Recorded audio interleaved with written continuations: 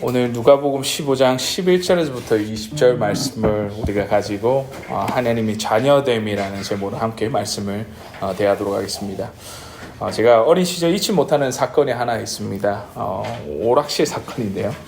여러분들 어린 나이에도 불구하고 너무나 생생하게 기억한 이유는 제 생애 처음으로 죽음의 그림자를 봤기 때문입니다. 혹여나 여러분 중에서 너무 심각하게 생각하실까봐 어떤 사고가 있었냐, 생사를 넘나드는 그런 사건이 있었냐라고 오해하실 수도 있지만 미리 말씀드리자면 그렇게 심각한 어떤 부분은 아니고 제가 당시에 느꼈던 어떤 감정의 변화를 좀 더 과장돼서 얘기했던 것이라고 생각하시면 되겠습니다.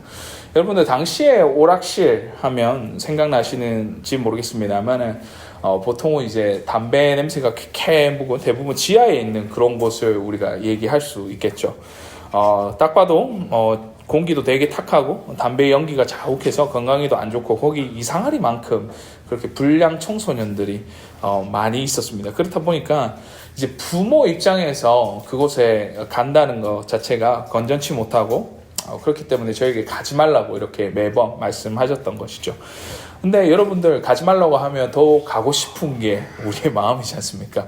어린 나이에도 불구하고 그게 이해가 됩니까? 왜 부모님이 가지 말라 이것을 조목조목 설명해 주시는 것도 아니고 그 당시에 오락실은 사실은 오락기에 정신이 팔려서 몰래 오락실을 출입했던 저의 모습이 기억이 납니다. 한날 아버지께서 저를 이렇게 부르셔요. 쟤한테 오락실 갔다 왔냐 이렇게 물으십니다. 그때 제가 거짓말을 했던 것 같아요. 제가 친구들하고 놀이터에서 놀다 왔습니다 라고 얘기를 했는데 그래? 그러고 나서 아버지가 말없이 방으로 돌아가십니다. 그 다음 날에도 동일하게 말씀하십니다. 어디 갔다 왔니? 오락실 간 거 아니니? 라고 했을 때 친구들이랑 놀다 왔다니까요 라고 되물으면서 제가 그렇게 반박했던 기억이 납니다. 그러고 나서 3일째 되던 날에 아버지께서 어디 갔다 왔냐, 오락실 갔다 온 거 아니냐라고 했을 때에 제가 놀이터요! 이 말이 떨어지기 무섭게 아버지 가차없는 매의 손길이 저에게 임하였던 것을 기억이 납니다. 다다닥 퍽퍽 하면서 제가 처음으로 이렇게 맞다가 죽을 수도 있겠구나라는 그 죽음의 그림자를 봤다라는 것입니다. 아버지가 어떻게 알았냐고요? 여러분들 어떻게 알았을까요? 당연히 환기도 안 되는 그 지하실에 있는 오락실에 몇 시간 동안 제가 있다 보니까 캑캑 묵은 그 담배 연기가 제 옷에 자욱하게 이렇게 스며들어서 지나가만 가도 이렇게 담배 냄새가 나고 오락실 냄새가 났던 것이죠. 완전 범죄라는 것은 없던 것이었습니다. 너무나도 어리석었던 어린 저는 부모를 기만하고 속이는 그런 거짓말에 대해서 잘못은 그렇게 생각하지 않고 저를 때린 아버지를 원망했던 저의 모습이 있었습니다. 이거 집을 나가야 되나 아니면 억울함에 무서움을 교차하면서 화나신 아버지를 보면서 이제 아버지랑은 내 관계가 끝이구나 라는 것들을 생각하게 되었던 것이죠. 우리 아버지가 내 아버지가 맞나? 이런 생각까지도 하고 또한 아버지라면 아들에게 이렇게 때릴 수가 있는가? 라는 어리석은 의식까지 들면서 그날 제 이 오락실 사건을 잊을 수가 없었던 것이죠. 세상에서 그리스도인으로서 살아가는 우리는 가끔 우리에게 닥쳐오는 어려운 시점, 그러니까 어려운 현실 때문에 우리의 어떻게 보면 아이덴티티, 그리스도인이라는 그 정체성을 잃어버릴 때가 너무나 많습니다. 사실 우리가 죄악 가운데 의해서 어려움을 당했을 때는 불구하고 우리의 잘못과 실수를 인정하기보다는 누군가를 원망하고 또한 세상이 추악하고 잘못돼서 이렇다라고 남 탓을 하는 우리의 모습들을 보게 됩니다. 그러나 더 비극적인 사실은 이러한 상황 가운데에 우리 스스로가 하나님의 자녀됨을 잊고 살아간다는 것이죠.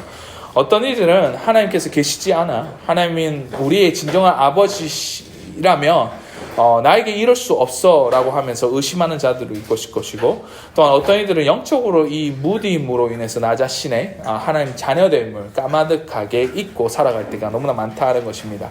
오늘 이 시간에는 여러분에게 묻습니다.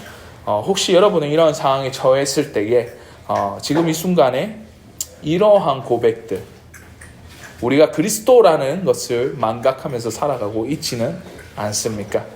이러한 상황과 현실을 만약 여러분에게 닥쳤다면 이 어려운 순간 가운데에 진정한 하나님의 자녀로서의 여러분은 어떻게 하시겠습니까? 하나님의 자녀로서 우리가 우리에게 닥친 어려운 순간에 어떻게 반응하고 행동하느냐가 굉장히 중요할 텐데요. 오늘 우리는 하나님의 자녀됨에 대한 이 질문을 가지고 누가복음 15장 11절에서부터 20절 말씀에 나와 있는 그 잃어버린 아들, 탕자의 비유를 우리가 상고하고자 합니다. 하나님의 자녀로서 살아가는 우리에게 필요한 세 가지 특징이 있는데요. 그것을 우리가 살펴보고 혹여나 잠시 잊고 살았던 우리의 모습, 하나님의 자녀됨을 다시 한번 깨달아 알고 하나님의 자녀로서의 삶을 살아가시는 저와 여러분 되시기를 주의 이름으로 간절히 소원하는 바입니다. 첫째로 하나님의 아들은 우리 한번 따라합시다. 각성한다. 다시 한번 따라합시다. 각성한다. 자, 누가복음 15장에서 나와 있는 이 탕자의 비유는 흔히 우리가 잃어버린 아들의 이야기라고 말하고 있는데 본문의 이야기는 이렇게 시작합니다. 11절부터 13절 말씀까지를 한번 보시겠습니다. 또 가라사대 어떤 사람이 두 아들이 있는데 그 둘째가 아비에게 말하되 아버지여 재산 중에서 내게 돌아갈 분깃을 내게 주소서 하는지라. 아비가 그 살림을 각각 나누어 주었더니 그 후 며칠이 못되어 둘째 아들이 재산을 다 모아가지고 먼 나라로 가 거기서 허랑방탕하여 그 재산을 허비하더니 라고 말합니다. 이 배은망덕한 둘째 아들은 아직 버젓이 살아있는 아버지에게 유산을 요구하게 됩니다. 여러분 이때 당시에 고대 유대 사회에서는 상상할 수 없는 일인데요. 그 이유는 둘째 아들이 유산을 요구하는 행동은 바로 아버지에게 이렇게 요구하는 것과 동일합니다. 아버지 빨리 죽으세요. 그래야지 내가 그 재산을 가지고 올 수 있지 않습니까? 라는 그 배은망덕해 어떻게 보면 극치라고 말할 수 있죠. 근데 문제는 뭐냐면 둘째 아들은 거기에서 멈추지 않고 아버지에게 받은 유산을 다 모아다가 먼 나라로 가서 그것을 허랑방탕하게 허비하였다라고 말합니다. 세상에서 쩔어 허랑방탕하게 사는 그 가운데에 결국 그가 위기를 봉착하게 되는 꼭 만나게 되는데 오늘 14절부터 16절 말씀에는 이렇게 말씀합니다. 다 없이 한 후 그 나라에 크게 흉년이 들어 저가 비로소 궁핍한지라. 가서 그 나라 백성 중 하나에게 붙여 사니 그가 저를 들러 보내어 돼지를 치게 하였는데 저가 돼지 먹는 쥐염 열매를 배를 채우고자 하되 주는 자가 없는지라라고 말합니다. 먼저 그 나라에 흉년이 들어서 그가 궁핍하여지고 주린 배를 채우기 위해서 그 당시에 부정하다라고 여겼던 그 돼지를 치는 그 가운데에 그 돼지의 주염열매로 배를 채우고자 하는 그조차도 없었다라고 성경 말씀은 말하고 있다는 것이죠. 이 정도까지 왔다면 바닥 중에서 바닥을 친 그의 인생이었다라고 우리가 말할 수 있을 것입니다. 배은망덕을 넘어 아버지가 피땀 흘려서 모은 그 귀중한 재산들을 유산을 허랑방탕하게 허비한 둘째 아들의 모습은 그야말로 아버지께 용서받지 못한 그런 모습이었던 것이죠. 거기에 유대인으로서 부정하게 여겼던 그 돼지 사이에서 그 돼지가 먹는 쥐염 열매, 그 당시에 동물조차도 잘 먹지 않는 부정한 동물이었던 그 돼지가 먹는 그 음식을 구걸하는 그의 모습은 비참하디 못해서 처절하기까지 하였다는 것입니다. 그런데 중요한 사실은 이 이야기 속에서 우리가 우리의 모습을 종종 발견할 수 있다는 것이죠. 세상 속에서 죄악에 쩔어 매 순간에 실패와 좌절로 나는 안 돼. 나는 못해 라고 포기하는 우리의 모습 또한 비참하다 못해 처절한 삶의 순간에 무엇이 잘못되었는지조차도 자각하지 못하는 이런 모습을 우리 삶 가운데 우리는 때때로 발견할 수 있다는 것입니다. 이러한 순간에 우리에게 가장 필요한 것은 다름 아닌 나 자신에 대한 나 자신의 처해 있는 이 상황을 철저하게 각성해야 한다라고 말하고 있다는 사실이죠. 둘째 아들은 비참하고 처참한 그 순간에 그 한 가지 잘한 부분이 있는데 오늘 본문 말씀 17절 말씀에 이렇게 말씀합니다. 17절 말씀에 이에 스스로 돌이켜 가로되 그가 이에 스스로 돌이켜 가로되 내 아버지에게는 양식이 풍족한 품꾼이 얼마나 많은고 나는 여기서 줄여 죽는구나 라고 말씀합니다. 그는 스스로 돌이켰다라고 성경 말씀은 말하고 있다는 것이죠. 그리고 자기 자신의 현실을 비춰봐서 자신이 까마득하게 잊고 있었던 아버지의 아들됨을 그가 비로소 그때에 각성하게 되었다라고 성경 말씀은 분명히 우리에게 말씀하고 있다는 것입니다. 사랑하는 성도 여러분, 하나님의 자녀로서 각성하시기 바랍니다. 나의 우선은 우리 연약함과 우리의 부질없음을 깨달아 돌아보고 우리 스스로의 한계를 깨달아 알 때에 그 인생의 믿음의 여정이 시작된다라고 우리의 말씀 가운데에 전하고 있다는 것이죠. 그리고 무엇보다도 중요한 것은 우리가 까마득하고 잊고 살아가고 있었던 그 우리 하나님의 자녀됨을 각성하시고 다시 한 번 더 깨달아 아시는 저와 여러분이 되시기를 주의 이름으로 간절히 소원하는 바입니다. 하나님의 자녀로서 삶의 가장 첫 번째 단계에 우리가 해야 되는 어떤 부분은 나 자신의 그 현실에 대한 깨달음과 동시에 내가 하나님의 자녀구나라는 그 각성이 우리에게 있어야 될 줄 믿습니다. 이 사실을 믿음으로 붙드시고 하나님의 자녀로서 정체성을 각성하시는 저와 여러분이 지금 주의 이름으로 간절히 소원하는 바입니다. 둘째로 하나님의 자녀들은 정직하게 인정해야 됩니다. 우리 한번 따라합시다. 정직하게 인정하자. 당자인 둘째 아들이 자신과 자신의 닫힌 현실을 깨닫고 그의 아버지의 아들됨을 각성하고 난 그가 했던 행동은 그 자신의 잘못과 죄를 정직하게 인정했다라는 그 사실에 있다는 것이죠. 오늘 본문 말씀 읽었지만 18절과 19절 말씀을 한번 읽어보십시다. 이렇게 말씀합니다. 내가 일어나 아버지께 가서 이르기를 아버지여 내가 하늘과 아버지께 죄를 얻었사오니 지금부터 아버지의 아들이라 일컬음을 감당치 못하겠나이다. 나를 품꾼의 하나로 보소서 하리라 하고 라고 말씀합니다. 오늘 본문에 있어서 둘째 아들은 18절 말씀에 그가 아버지에게 지었던 죄를 정직하게 인정하는 모습을 우리가 발견할 수 있지 않습니까? 또한 이에 자기의 아들됨의 자격이 없음 역시도 그가 인정했던 그였습니다. 어쩌면 너무 힘든 선택이자 너무나 힘든 과정일 수도 있을 것입니다.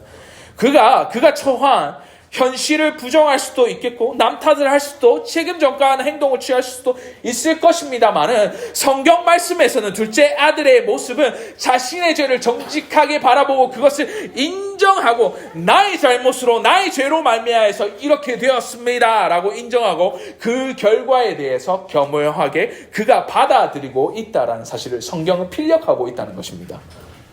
우리 역시도 이런 모습이 필요하다는 것이죠. 어떤 일에 있어서 어떤 비난과 잘못에 대한 해명에 대한 요구를 빗받칠 때에 우리가 가장 먼저 해야 되는 것, 그리고 이것이 어쩌면 힘든 것임에도 불구하고 우리는 그 사실을 정직하게 인정해야 된다는 것을 성경 말씀은 우리에게 독려하고 있다는 것입니다. 결혼 생활을 하면서 정말 많은 순간 우리는 부부싸움을 하고 서로가 의견 충돌, 의견 조율을 하는 우리의 순간들을 맞닥뜨리지 않습니까? 저 역시도 예외는 아닐 건데요. 요즘 들어서 아이를 두고는 우리의 삶의 형편과 여러 가지 부분에 있어서 아내와 여러 가지 마찰이 있을 때가 많습니다. 이래서 결혼 생활이 너무나 어려운 것 같습니다. 와이프에게 저에게 가지고 있는 어떤 기대, 그리고 아이에 대한 생각과 여러 가지 어떤 삶에 대한 모습들, 그리고 기대하는 바가 사실은 우리 서로가 서로를 만족 못할 때가 너무나 많고 서로가 의견 충돌이 있을 때가 너무나 많다라는 것이죠. 저 역시도 이 부분에서 알고 있고 잘 도와주지 않는다는 사실 역시도 저 역시도 알고 있습니다. 근데 이상하리만큼 그 아내가 인정하라 라고 얘기를 하면 정직하게 인정하기가 왜 이렇게 싫은지 모르겠어요. 내가 정말 많이 도와주지 못해 미안해, 이 소리가 제 입 밖에서 나오는 게 정말 힘들더라고요. 여러분 그렇지 않습니까? 우리가 삶을 살아가면서 정직하게 나의 모습을 인지하고 나의 모습 가운데 잘못이 있다면 우리가 해야 되는 그 부분은 바로 정직하게 그것을 인정하는 데서부터 시작된다는 것을 우리가 말씀하고 있다는 것이죠. 마치 내 내면에 자기 방어적으로 내가 당신한테, 당신 애들한테 아니면 누군가에게 해준 거 기억 안 나? 라고 말하는 내 자신, 또한 내 할 만큼 다 했어 라고 얘기하는 내 자기 방어적인 어떠한 그런 핑계가 오히려 화합과 연합을 망치는 그 이름을 우리가 기억을 하고 우리 자신에 대해서 정직하게 우리 자신을 바라보고 정직하게 인정하시는 저와 여러분이 되시기를 주의 이름으로 간절히 소원하는 바입니다. 사랑하는 성도 여러분, 하나님의 자녀로서 정직하게 우리를 인정하시기 바랍니다. 죄악된 가운데 우리의 잘못과 죄를 정직하게 인정하시고 그 부분에 대한 부분 역시도 겸허하게 받아들이는 자야말로 하나님의 자녀로서의 진정한 모습이라는 것입니다. 우리 모두에게 우리만의 핑계, 남 탓할 만한 이유도 있다고 생각을 합니다만은 진정한 하나님의 자녀됨을 우리가 생각할 때에는 우리 자신의 잘못과 죄를 정직하게 인정할 수 있는 자가 되어야 된다는 것을 말하고 있다는 것이죠. 하나님의 자녀로서 정직하게 인정하는 그 담력과 용기를 얻는 저와 여러분이 되시기를 이 주일 아침에 주의 이름으로 간절히 소원하고 축원하는 바입니다. 마지막으로 하나님의 자녀들은 따라해봅시다. 행동한다. 다시 한번 따라해봅시다. 행동한다. 둘째 아들이 자신의 모습과 현실을 각성하고 그 잘못과 죄를 스스로가 정직하게 인정한 다음에 그가 바로 보였던 모습은 바로 그가 행동하였다라는 것입니다. 우리 다 함께 괜찮으시면 오늘 누가복음 15장 20절 말씀을 함께 보시기 바랍니다. 누가복음 15장 20절 말씀은 이렇게 말하고 있습니다. 이에 일어나서 아버지께 돌아가니 라고 말씀합니다. 그는 결코 주저하거나 허두되지 않고 있다는 것을 말하는 거예요. 그가 깨달은 후에 그의 아버지께로 돌아가는 일이 지체하지 않고 바로 돌아갔다라고 성경 말씀은 우리에게 말씀하고 있다는 것이죠. 헬라어 원어적인 표현을 보면 이제 일어나서 돌아갔다라는 그 의미가 그가 결심을 하고 나서 곧바로 그가 행동으로 옮겼다라는 그 뉘앙스, 즉각적인 행동의 실행을 보여주고 있다는 것이죠. 그렇습니다. 그는 아버지의 아들로서 아버지께로 돌아가는 일을 지체하거나 주저하지 않았다라는 것을 성경 말씀을 통해서 말씀하고 있다는 것이죠.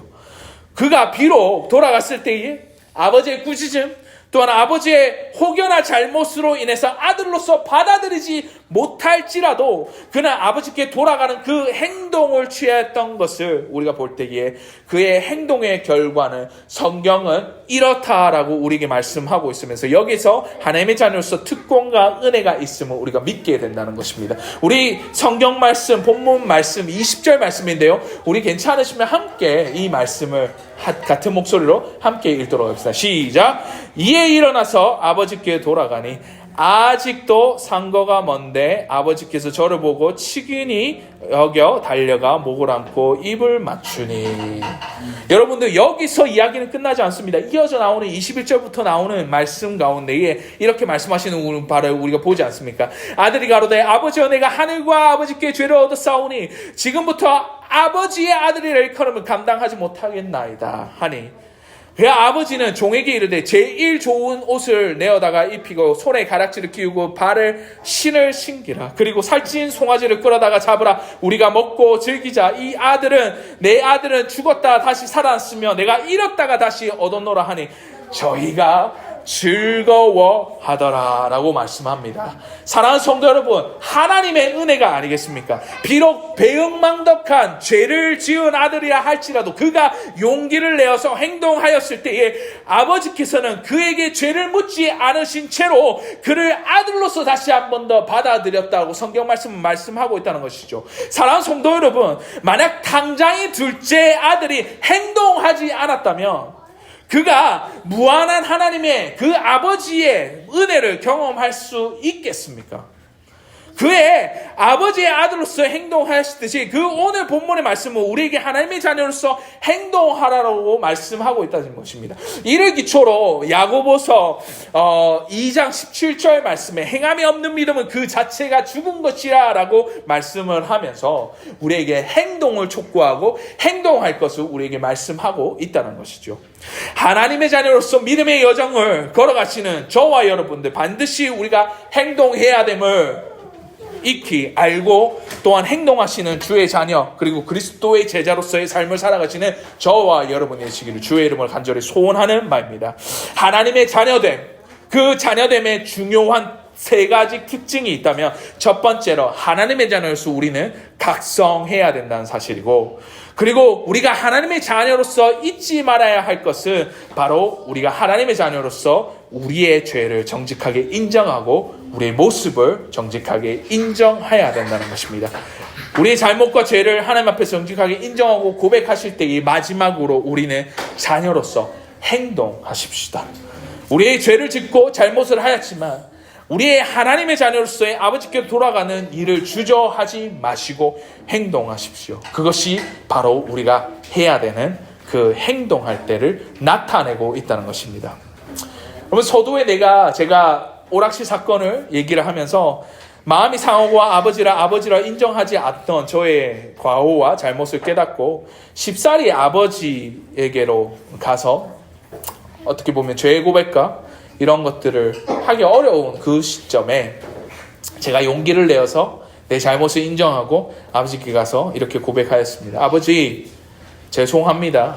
결코 쉽지는 않았지만 제가 이러한 고백, 각성을 하고 정직하게 나의 잘못을 인정하고 아버지에게 잘못을 뉘우치는 행동이었던 그 고백에 그 아버지, 내가 정말로 죄송합니다 라고 했을 때에 저에게는 말할 수 없는 그 기쁨이 내면 안에 샘솟아 오르는 것을 경험할 수 있었습니다.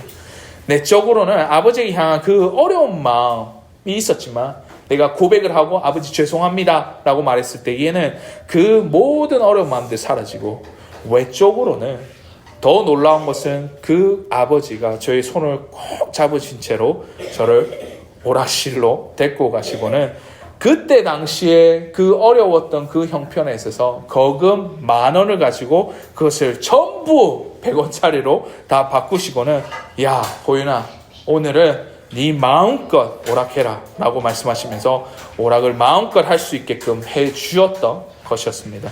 사랑하는 성도 여러분, 자녀로서, 하나님의 자녀로서 우리는 각성해야 할 것입니다. 사랑하는 여러분, 하나님의 자녀로서 정직하게 우리는 인정해야 할 것입니다.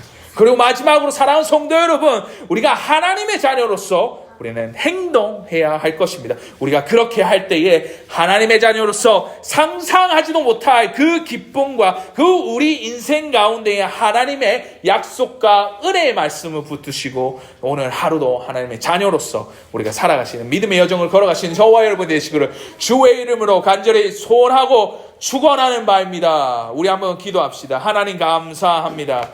우리가 자녀 삼으시고 우리를 하여금 각성케 정직하게 인정하게끔, 그리고 하나님의 자녀로서 행동할 수 있게끔 하여 주신 것을 너무나 감사합니다. 우리 인생 가운데 믿음의 여정을 우리가 살아갈 때에 둘째 아들, 그 탕자의 이야기를 통해서 우리가 말씀하시고 우리 역시도 그렇게 살아갈 수 있도록 주님 함께 하여 주시옵소서. 감사드리며 예수님 이름으로 기도드립니다. 아멘. 우리 축복하겠습니다. 지금은 우리 주 예수 그리스도의 은혜와 하나님의 사랑과 성령님의 교통하심이 잃어버린 아들 탕자가 그가 각성하고 정직하게 인정하고 행동할 때에 하나님의 은혜가 그곳에 있던 것을 기억하고 기대하며 나아가는 이 자리 머리 숙인 주의 권속들, 주의 공동체, 주의 교회 위에 지금으로부터 영원토록 항상 함께 있을지어다. 아멘.